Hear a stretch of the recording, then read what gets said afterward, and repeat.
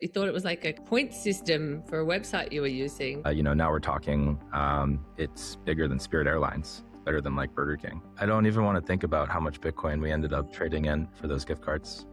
Never really wanted to be an entrepreneur, always wanted to be a professor. And the blessing and curse, I guess, of starting at that time is not many people stuck around.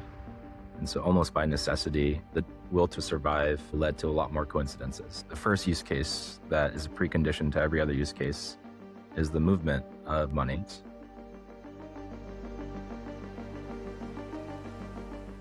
Arnold, it's great to have you on Unblock'd. Thank you so much for joining us. Thank you for having me. It's great to be here. You discovered Bitcoin, I think, around 2009 when you were in college. Most people who discovered Bitcoin that early either become like maximalists or they drift away entirely. You didn't do either of those things. What happened in between, and what are you working on now? Yeah. So in 2009, I think I was a target user of Bitcoin. Insofar, I was actually in middle school and I didn't have a bank account. And so while I was in the United States, I was technically unbanked. And my parents refused to open up a bank account for me. I think I was 13 or something. And so Bitcoin was a really convenient way for me as a young person to try and make money. I credit my much smarter younger brother, Eugene, for finding this on an early iPhone. But back then, it was unclear what custody even was. You would go onto websites and they would probably just issue you what is effectively a custodial wallet. But it felt magical because you had monetary value embedded in a site where you didn't need a bank account, you didn't need to be 18. It was much easier for us to use in comparison to something like PayPal. And so for young kids, it was a way for us to save money to buy video games. But throughout the years, I feel like for most, it's a realization maybe that convictions about the banking system or about the monetary system or about the way that money movement works are all, or there's an alternative possible. And these types of higher level realizations would come for both me and my little brother, my circle at the time, much later down the road. In the early days, we were just users. We would use Bitcoin as a way to buy things, and it was much more convenient compared to try and convince a bank to give an account to a 13, 14-year-old, or to try and convince our parents to buy us video games. And so I think we stayed in touch with the ecosystem insofar as we were users, but we weren't like active parts of the Twitter community or the Reddit community or whatever other internet communities there were at the time. It was just a very useful way for us to actually use money. And it became a good memory, I suppose, or good core carving of the brain 10 years or so later when some of those higher level ideas became more relevant. How, this could be an alternative to banking or to money movement or, peer-to-peer settlement. But I think it gets a little bit easier to understand some of those concepts when you've had years of using Bitcoin and later, the other types of digital assets that would come about, Ethereum, Solana. Back then, what could you actually pay for using Bitcoin? Yeah, whatever you could convince someone else to give you in exchange for Bitcoin. So rather than like shops or businesses, individuals that you were buying things from, that you could persuade them to accept Bitcoin as payment from you instead of cash? Yeah, in 2009, maybe to like 2011, for us, it was pretty concentrated in a couple of sites that were effectively offering mechanical Turk-like services where you could like fill out surveys, you could take like actions on the internet. And so, we were answering forms like how many times do you drive your Nissan a week?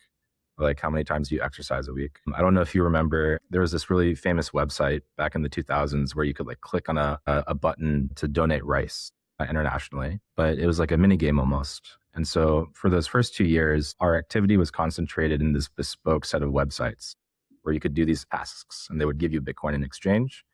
And if you earned enough Bitcoin, you could swap it in for like a gift card or for PayPal credit or for, I assume, something like an ACH out. But naturally, since we didn't have a PayPal or a bank account, we would just take the gift cards. And then you could spend those gift cards at like a Costco or a Target or what have you.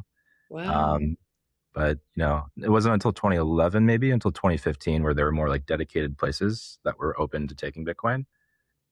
Looking back, I see on forums now people would like barter over Bitcoin for, I don't know, like a pizza, I guess is the famous example. But as kids, frankly, at the time, we just utilized this website. And if you grinded for enough months, you would eventually get a gift card.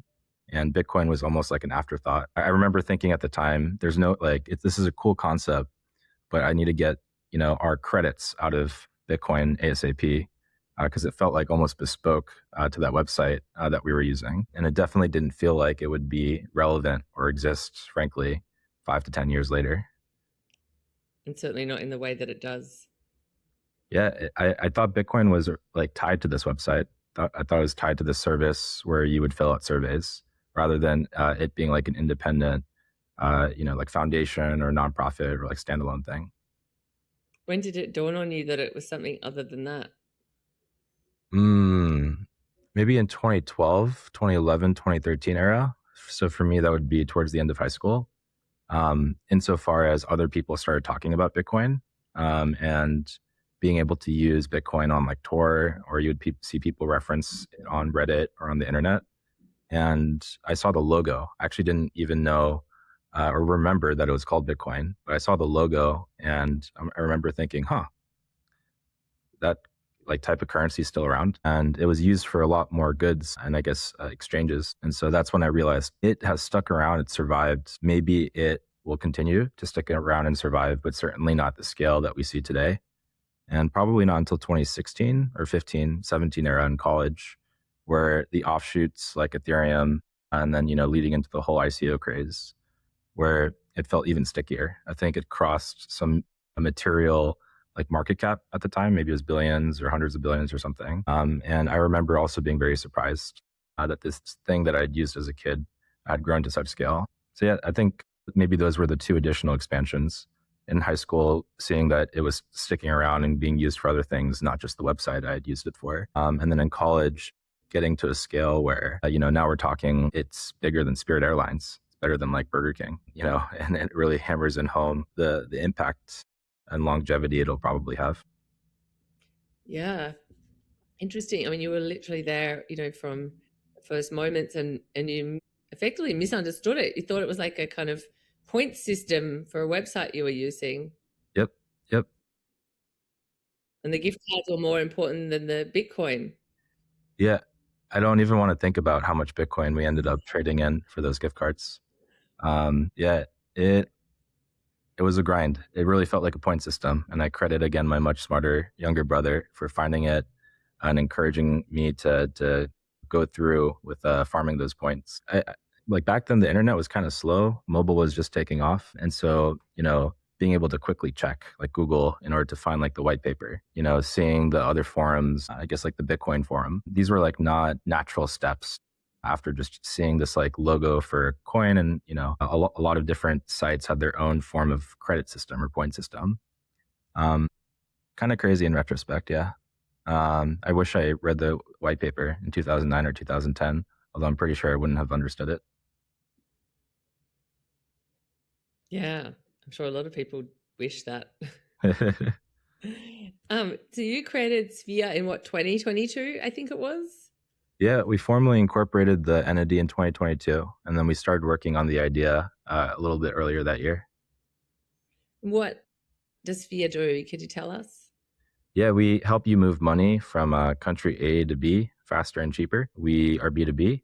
We primarily service companies that are in the software business, financial technology, and harder assets. And the root of how we are able to do it faster and cheaper is internal reconciliation of stablecoins. So as a market maker of sorts of currencies, we're able to move our own liquidity around faster and cheaper because of stablecoins versus typical correspondent banking. And so as an API and dashboard, our customers come to us usually from their perspective because the money that they want to pay overseas to like a vendor ends up showing up faster for less money. So it's like faster and cheaper is the kind of pitch.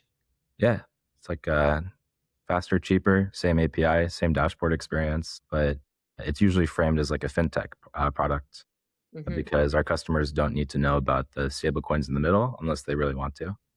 There's a kind of an invisible counting system in the background. Yes, ma'am. Exactly. Got it. And why did you get inspired to create the company? I think a lot of luck. Never really wanted to be an entrepreneur. Always wanted to be a professor. And we were hacking around on blockchains for a few years at that point. My best friend Luigi and I, and we eventually came across Luna Terra.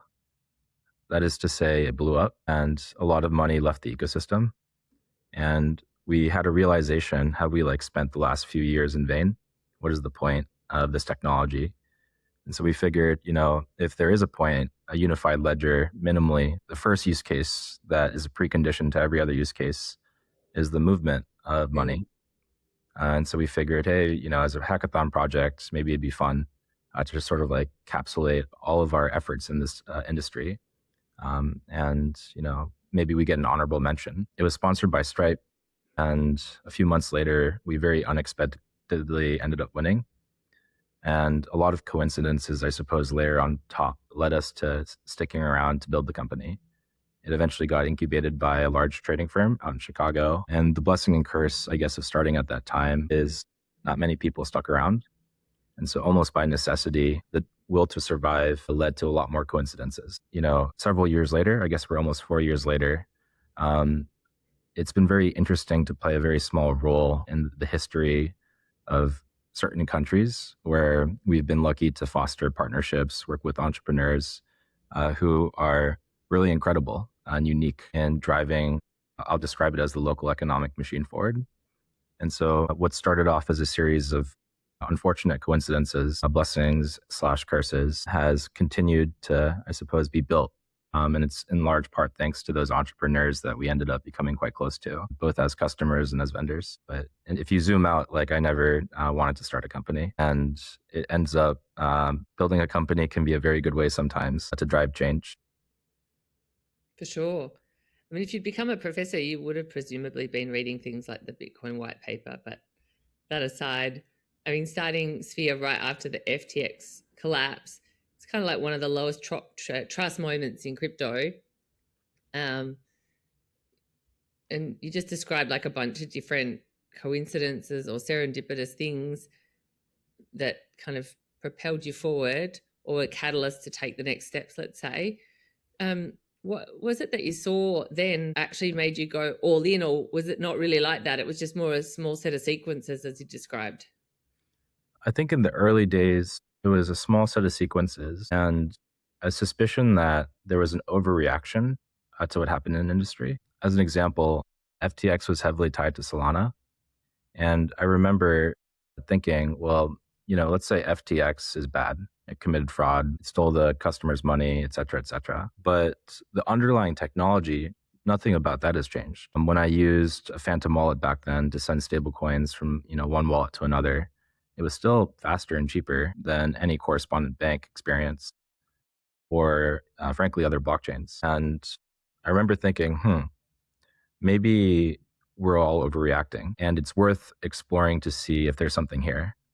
It's very possible that no one in the world finds this useful, in which case maybe a business around it doesn't make sense. But in the event that everyone else is overreacting, this could be a good opportunity to, take a technology that's useful and focus on building around it. And going into 2023, in the months to come after FTX, it became evident that there was an underserved part of market, which has frankly blown up since, largely concentrated in places like Latin America, the Caribbean, and APAC. But as a very small company at the time, 2 people, eventually 4, we kept getting reach out from people from Brazil or from Argentina or Central America or the Caribbean. And the fact that they were interested in talking to us at all, sometimes we didn't even speak the same language, was another good smoke signal that maybe there's something here that's useful for folks. And, now that those markets have been a bit more proven out, it kind of makes sense when there aren't that many people looking in this problem area because of an overreaction to a black swan event. It means that an otherwise very successful local company might actually be willing to talk to, a team that won a hackathon sponsored by Stripe and has 2 or 4 people. And some of those original reach outs have grown quite significantly since then. But it definitely didn't feel obvious unless you were actively utilizing the technology every day. Or if you were otherwise in need of the underlying, dollar proxy accounts. And so that I call that a blessing, a curse, an instance of luck, because we were just in the right place at the right time and not overreacting, I suppose, to what was happening around us. Um, and maybe it's because we were kind of outsiders coming in. We had less at stake compared to an institution that had held a lot of, I don't know, assets at FTX. And so maybe the burn was relatively smaller and enabled us to kind of think outside. If this large exchange goes down, how is that actually integrally related to the underlying technology or the people that could theoretically use it? Yeah, I mean, that's like you mentioned Stripe a couple of times just now. Obviously, they do stablecoin payments, and Circle does as well. And you also just talked about like the user experience. How does what Sphere does differ from them? And then also in the back end, how does like your settlement fabric work? Like, could you like walk us through how I think you've got Sphere Pay and Sphere Net, how they work and how it differs from Circle and Stripe? Yeah. So I realized that payments is a wide tree. It feels also similar. Certainly, as someone who 4 years ago didn't know that much about payments, it all felt like, what's the difference between the payment company that lets you swipe your card versus the one that lets you like pay an invoice with your bank account? And I would say that for most users, it should feel very similar and almost undifferentiable. When you go to a restaurant and you swipe, is it Stripe or is it Shift4? Is it Adyen that's ultimately processing your payments? I guess if the product is done well, you can't really tell. But to answer your question more directly, Stripe is a payment processor. It is a merchant acquirer. It focuses on software companies, technology companies, small to medium businesses, and it primarily helps people, swipe their cards and get paid. They do other things like treasury, other forms of payment rails, and have invested heavily into the stablecoin ecosystem. But the core business for them is being able to spin out like checkout pages. Some people call this a payment gateway type product, and they enable businesses to receive money by offering card swipe, essentially, treasury management, etc. Circle is a stablecoin issuer.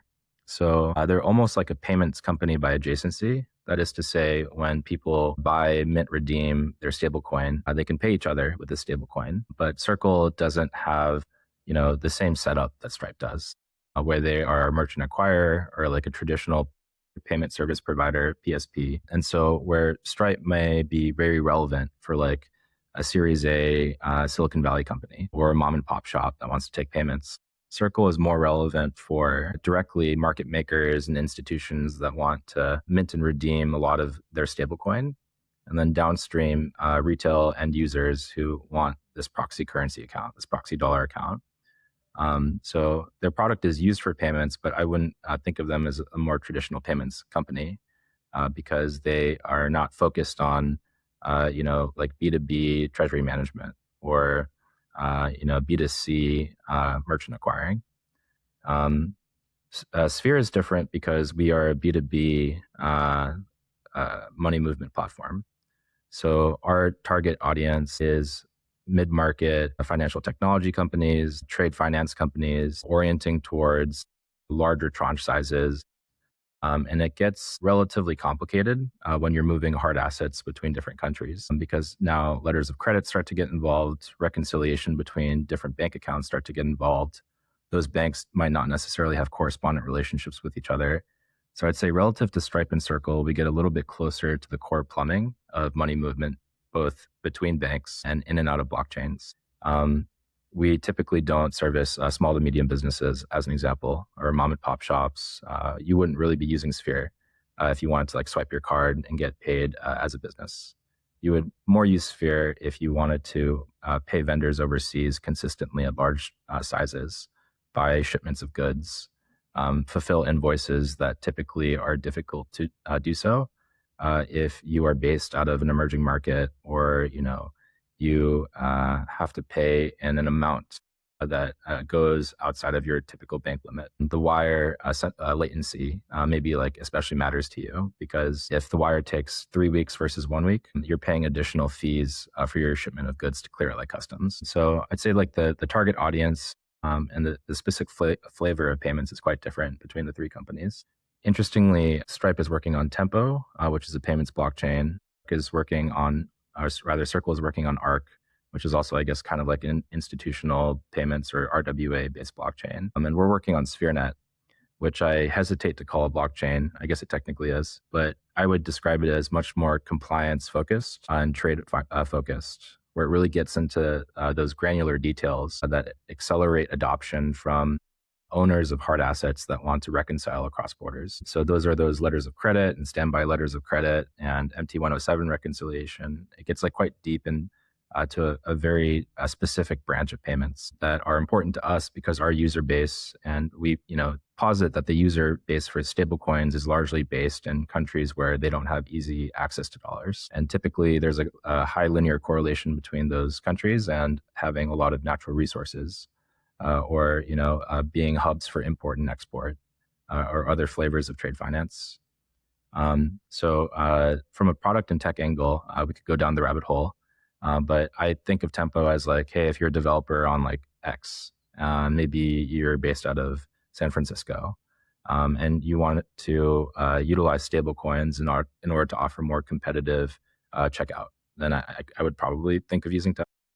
I would think of using Arc if I were, I don't know, a bank or some other type of financial institution that specifically wants to use USDC. I would use SphereNet if you are an international financial institution or you are in the business of trade finance, because we give you a lot of middleware to accelerate the overall adoption required for your treasury ops team or for your compliance team. The underlying reconciliation between the three companies is pretty similar at the banking level insofar as that money comes in and money goes out. But the bank relationships that are established for those three different types of use cases are very different. Circle will lean more into their custody relationship. They technically have money transmission licenses, but that's in the absence of a stablecoin issuance license. And therefore, there's like a specific set of mandates that they have with their bank partners that facilitate minting and redemption at size. Like you could theoretically mint $1 billion worth of USDC or redeem $1 billion worth of USDC. And so it starts to lean into like repo like activities where you need to clear large amounts of obligations with the bank counterparty. In the instance of Stripe, they typically work with bank partners from the frame of a merchant acquirer. And so whether it's for like BIN sponsorship, card issuance, terminal like services, card acquiring on the internet where you like type in your credit card information and like click purchase, means that the money still goes in and out of the bank with Stripe typically as the merchant of record, but it's a unique relationship that focuses perhaps a little bit less on like repo type activities in comparison to a Circle. And for us, the internal reconciliation maybe is a hybrid of the two, where we are not doing merchant of record like activities. We're not spinning up FBO accounts for millions of end potential customers. We narrow our focus on a smaller set of counterparties and really laser in on supporting the edges of their use cases, because typically they're going to move larger amounts of money, touching more countries over longer periods of time. Because, say, a shipment of food from Latin America to East Asia, that's going to take time. Usually is going to be filled in a couple of buckets. And there are gotchas in between this multi-week or multi-month fulfillment as compared to, someone paying $20 for a subscription online. If interest could go into more of like the uniqueness of the liquidity reconciliation models between the three, but I'd say at like a high level, that's essentially the difference. It's three different types of or different flavors of payments. Got it. And so like with could you look at like the size of the stablecoin market? I think it was like about $300 billion, and carve it up into those three boxes and say, oh, you've got this percentage of that's your addressable market, or is there another way of looking at it? It's fascinating because the TAM of the stablecoin market is real time. So oftentimes our end users are only passing through stablecoins. They don't necessarily sit in stablecoins. So it's the volume of trading activity as opposed to the issuance in the primary market of stablecoins. Yes. Circle is probably more directly addressing a percent. Issuance. Yeah, because their business model is how many passive USDC is being held, generating yield for T-bills. Mm-hmm. Maybe Tempo ends up becoming more like that too, because of the relationship with Bridge, sort of like an alternative Circle. Stripe, I think broadly doesn't care about either the TAM or the volume. Maybe increasingly they will. if they bake more stablecoins into their core payment flows. For us, naturally, it's a good thing if the total size of the market by way of passive stablecoins goes up. Of course. But the beauty of our model is we're agnostic. So like you can interact with Sphere as if you're just moving regular money. And it's almost an afterthought that stablecoins are involved for efficiency on reconciliation. But the stablecoin market could stay at its current size, frankly. And as long as the volumes go up, to your point, it implies that there's pass-through activity gaining from the efficiency of stablecoins. So what would you say the TAM is for Sphere? It's a good question. I could point to a number, but maybe that's less interesting. I could like point to digital assets. I could point to like payments or digital payments broadly. I think it's like 17 trillion. I could point to like B2B international payments, which I think is like 30 or 40 trillion. Yes. Yeah, of course. Like the TradFi that you could kind of cannibalize. Yes, it is a convenient mental model. Although I think the closer to real answer for us is a lot of this activity is net new. It was not possible before. If a country A and country B didn't have strong correspondent relationships, that is to say their banks didn't really talk to each other that well, maybe they're both nascent markets and therefore they have to go through other banks in different countries. And it adds this like layer of latency or of intermediation that would otherwise make trade really difficult. To give you a very bad analogy, this is a really bad analogy, but I think kind of like describes the point well. Let's say, I don't know, a banana expires in 30 days. And so if you ship the banana, you could try to freeze them, right? You could try to like refrigerate them. But for the sake of convenience, let's just say it expires in 30 days. If it takes more than 30 days for money to move at size because the correspondent relationships are not strong, then that market is not viable. It makes no sense to ship bananas from A to B. But if you can now move that money in like seconds to minutes to hours to days, that's a net new market that didn't exist before. That's a net new trade quarter that didn't exist before. So it's hard for me to define the total TAM because I think the closest answer to reality is that it's still actively being built. And you can kind of like cross-reference what it currently exists in terms of, call it asset movement between countries. We're probably like an order of magnitude higher than what exists today because most of the world operates on USD as a reserve currency, which is gated by the availability of dollar accounts on like 160 plus countries. If you can connect countries in a way that is, say, more efficient, rather than everyone having to pass through a dollar account, they pass through a proxy dollar account and can instead foster this proxy correspondent relationship between the underlying banks and two countries with each other, then it's really hard to define what the total expanse of that market looks like because now a trade relationship becomes possible between a $2 trillion emerging market and an $800 billion emerging market that was never possible before. So maybe a good like theoretical floor is that 40 trill B2B, call it TAM. But I suspect that the ceiling perhaps of the net new activity that is now possible and actively being carved out is an order of a magnitude higher because most of the world isn't well connected together. So many countries are just turning on in the sense of close to real time, close to low latency connectivity with others, which means that a lot of those banana-like trade activities are now physically possible for the first time. Yeah, so sorry, I've got a bit of background noise here. I think what you're saying is you've got the existing traditional finance payment market, and then you've got these new things that don't exist, and that's a little bit hard to estimate. But it's suffice to say that's very large and could be very significant in addition to the already large TradFi market that you can cannibalize. Yeah, if the TradFi B2B money, like cross-border money movement market is 40 trill, that is heavily concentrated in the G10, probably the G20. There are 60 plus other countries. A lot of them are smaller in size. A lot of them, because this new trade activity is possible, will rapidly grow larger in size. So when I say an order of magnitude higher, I suspect it's on the order of hundreds of trillions, where, maybe it's not 100 trillion today or 200 trillion today, but if new trade activity becomes possible and these markets are given 2, 4, 10 years to develop, by the time at which, you get to that scale of 40 trillion in the traditional market anyways, the expanse of activity that will become possible is immense. Fast. Yeah. Do you have competitors? Payments is interesting.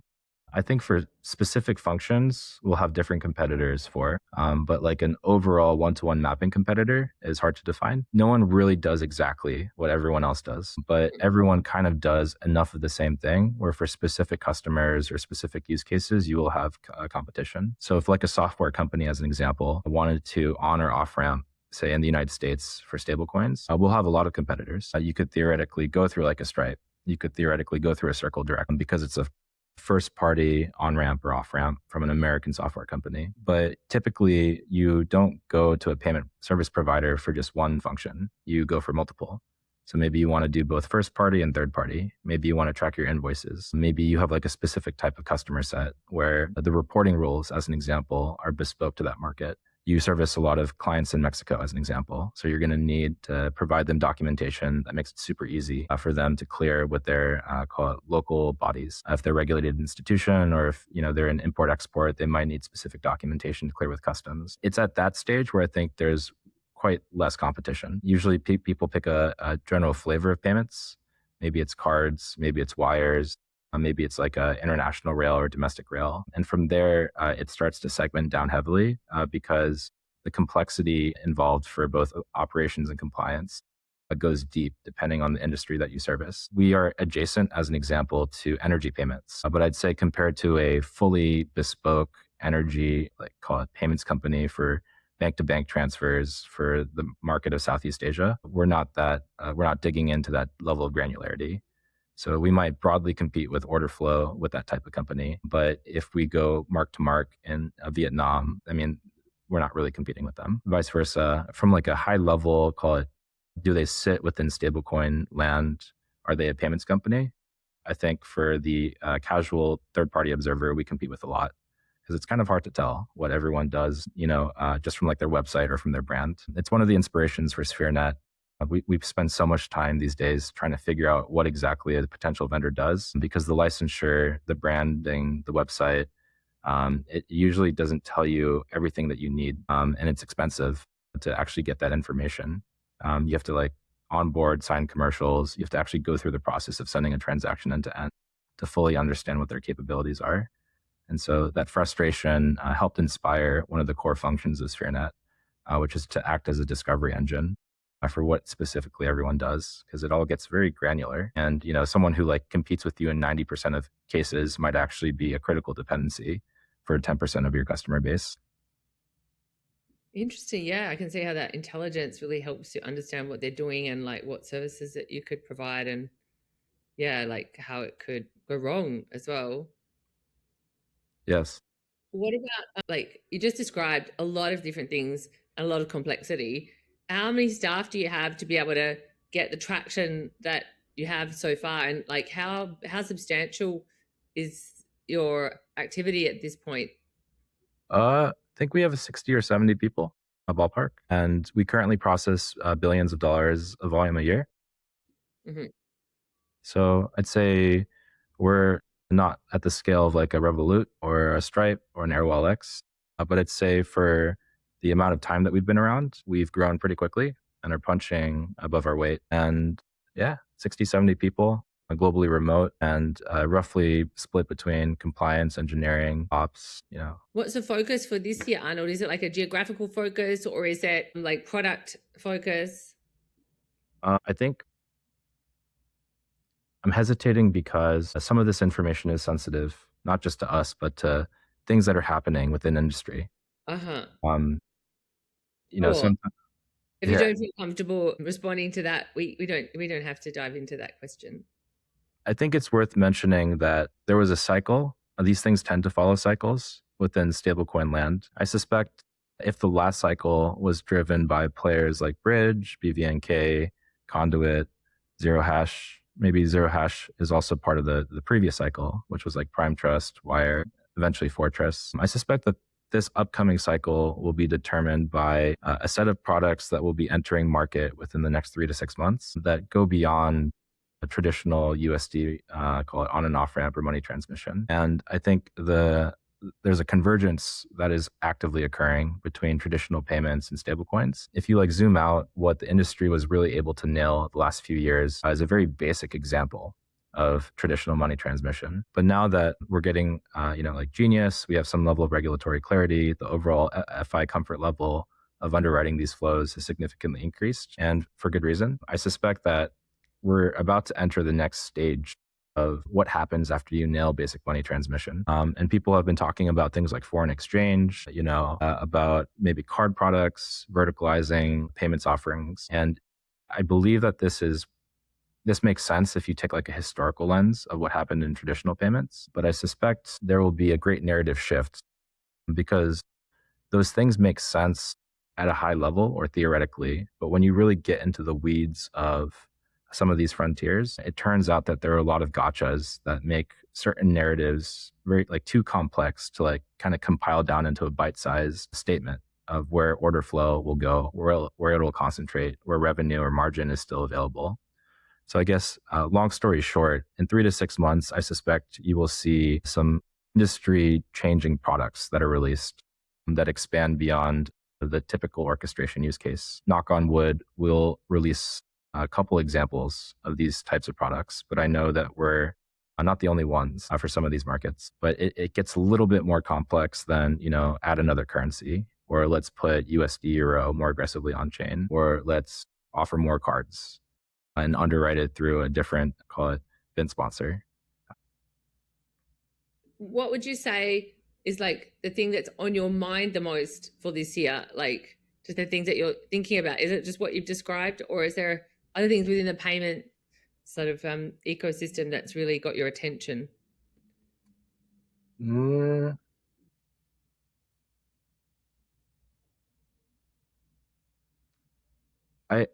I think most of the things that create noise don't really interest me. Not because I don't look at it, but because structurally, there's not much alpha left. If there's like a big announcement between a partnership between large thing and large thing, it's like, okay. If there is a product announcement, maybe it's like within agentic commerce.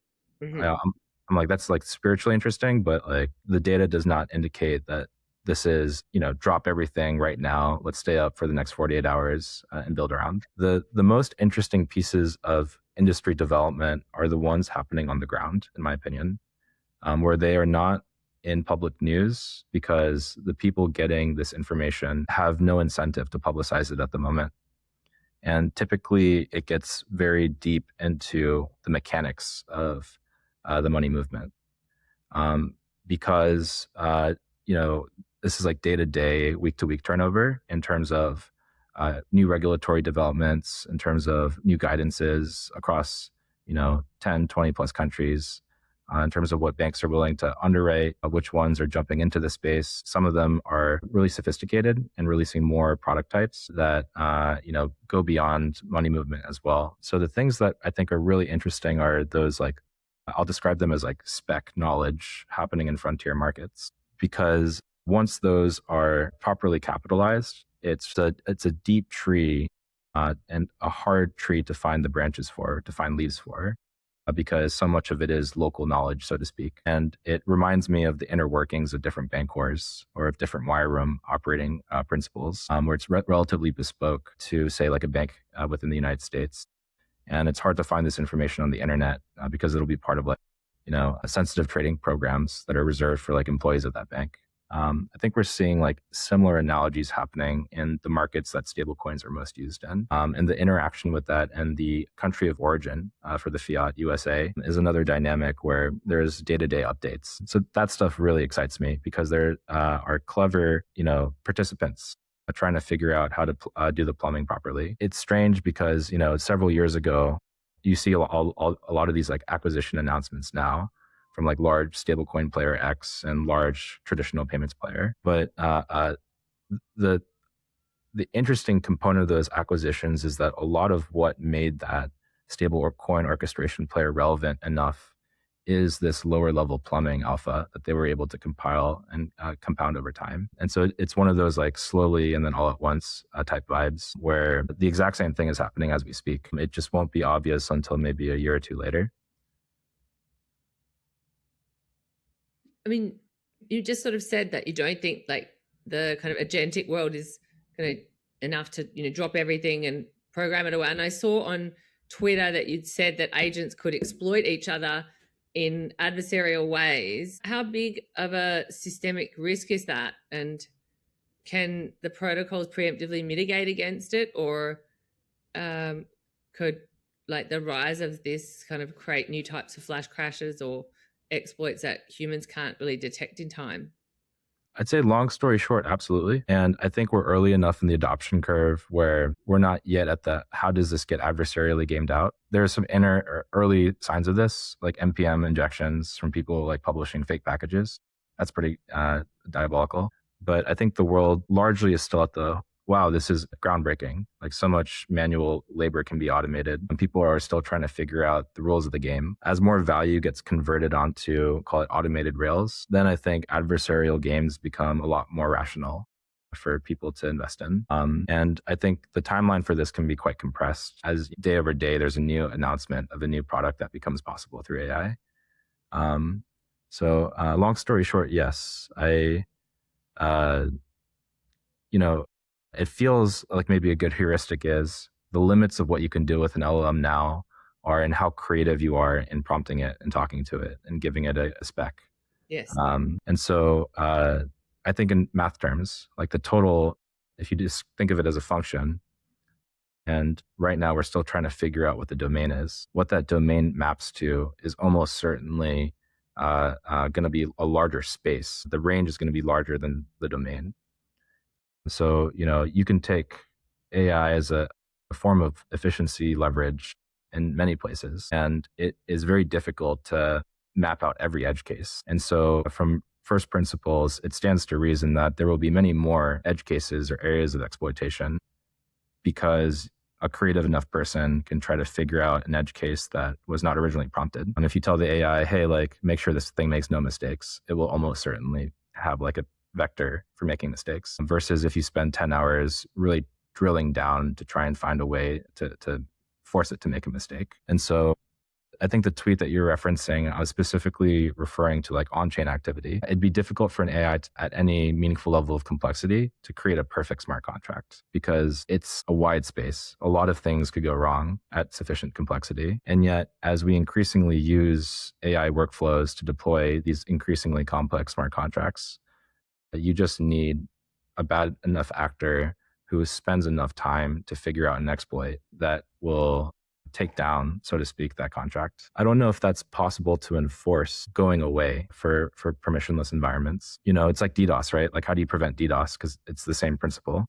It's so much more efficient in generating spam or bad traffic than it is in preemptively trying to figure out what form factor is that coming you into.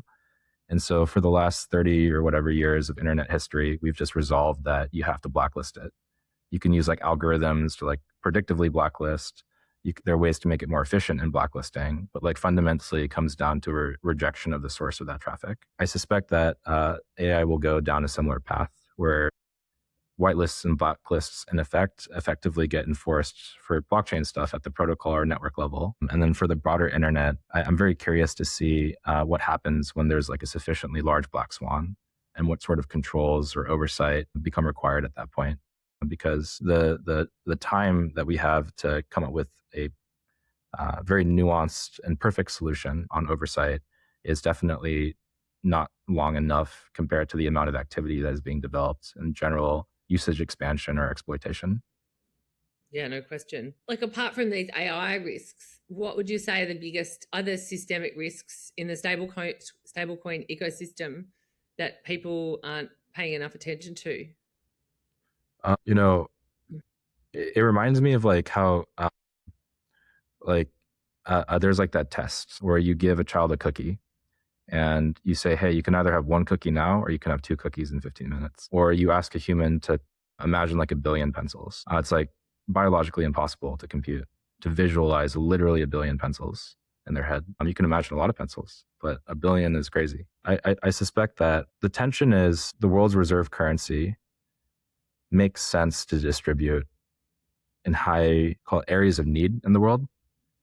And it makes sense locally, short term, for the US to find additional buyers of its debt on the margins through these proxy currency accounts and underlying T-bills. But history is rife with examples where if you overconcentrate a dependency on a single nation state, it ends up becoming a lot of systemic risk because now there are many foster children, so to speak, to take care of. And so I sometimes wonder if it's outside of like biological compute for humans because it makes sense in the short to medium term. Structurally, it's almost like our systems have to operate this way, where it's like quarter over quarter or year over year progress. But on a slightly longer, and it's not even that long of a time horizon, maybe it's like 2 years, 4 years, 5 years, 10 years. I wonder if this ends up becoming quite bad because of overconcentration risk. The more concrete form of this is increasingly markets that are not the United States are realizing that if they adopt a variation of genius, this leads to local citizenry. We're very rationally choosing to hold assets in this proxy dollar account. It's almost like a vampire attack on local currency. And it makes sense, again, for many markets, but it gets a little bit more nuanced when you're looking at like G30 or something, or G50. These are like robust enough markets where they are, in the upper percentages of global commerce. It is marginally better for local citizenry to be able to use USD, but the policies that the Fed recommends are designed. Their mandate is for America, and so it's difficult to imagine someone that doesn't really like live in Lagos to like properly determine monetary policy for Lagos. And yet, in the current direction that we're headed, in effect, not only does Fed policy have a disproportionate effect on what happens in Lagos, but if the majority of citizenry are using a dollar-denominated stablecoins for daily activity, now that dependency is near 100%, and it materially reduces the ability of the local sovereign to conduct monetary policy. Now they're just stuck with fiscal policy, which makes them even more dependent on the United States. So I think that will be one big area of systemic risk. If the stablecoin market really does expand, where does liquidity concentrate to? And how does this affect the material ability of the local sovereigns to maintain their self-sovereignty? And I worry about the second and third order consequences of that. And there are many canaries in the coal mines right now, the most frontier markets for stablecoins. If I were to point to a second area of systemic risk, it would be the velocity of all this happening. Mm-hmm. Permissionless environments don't have circuit breakers, which we're already at like sufficient scale where this is starting to become concerning. But once we start approaching the scale of like M1 or M2 or like the supply of money, then the lack of circuit breakers could lead to liquidity injections and exits, maybe ejections that are harmful, not because, it's like fundamentally bad flow, but the violence of the transition is almost necessary because so much money is coming in and leaving at the same time so quickly. And if something goes wrong, then, it's very hard to tell what becomes rational behavior thereafter. Without circuit breakers, as an example, it's like rational to like accelerate a bank run, right? There's no like downside if you withdraw from a given counterparty, if you suspect there could be a bank run. And so it almost becomes like a self-fulfilling prophecy. Definitely, like a Mexican standoff. I mean, a similar thing happened even with like Deepwater Horizon with all the banks that were lending to BP, because one pulled the facilities that they got, everyone was going to lose out. And it required a decision for them all to stay in the game to keep the company afloat. And there are many examples of that. Would you say that the euro dollar is in any way a proxy dollar account and presents similar systemic risk that you've just alluded to, Arnold? It's fascinating because it's almost like a catch-22 where I'd say European Union, maybe it's due to composition or history, or I'm sure it's a bunch of factors. The outset of rules are more intense, which necessarily limits the total adoption and thus scale. And so it's primed to be a proxy currency account as well, especially for flows that don't want to go through explicit dollars. But yet it is self-contained enough where the total scale of it, at least today, is somewhat limited, where there's enough friction in its usage that it's not yet at like the, call it $1 trillion mark or hundreds of billions of dollar mark rapidly growing into the next order of magnitude. I guess time will tell. At least from the order flow that we see, I don't think it will be the biggest risk vector. And it remains to be seen whether that type of situation is the one that you want as like a sovereign versus having a much more aggressively adopted local, currency account in form of stablecoin that maybe like grows to size too quickly, and then you insert the circuit breakers later, versus like preempting it all, but then limiting total adoption. Yes. Gotcha. What's the song you're enjoying most to listen to at the moment? Oh, that's a great question. Well, usually I don't listen to songs, although when I was younger, yeah, I usually like the sound of silence. But when I was younger, I liked jazz and Chopin a lot. So maybe I'll listen to one of those today. Do you still use gift cards? I do not, regrettably. I should. I should see if that website still exists, although it sounded like such a scam back then. It was like freeonlinesurveys.com or something. Yeah. Would have to dig through the original iPhone, see if it still has the internet search history. Wow. Yeah, I mean, maybe you want to read the Bitcoin white paper before that. Yes, ma'am. This time I'll be prepared. Excellent. It's been a real pleasure to have you on Unblock'd. Thank you so much, Arnold, and best of luck with Sphere. Look forward to chatting with you again soon. Thank you very much for having me on, and appreciate a very fun conversation. Looking forward to being back.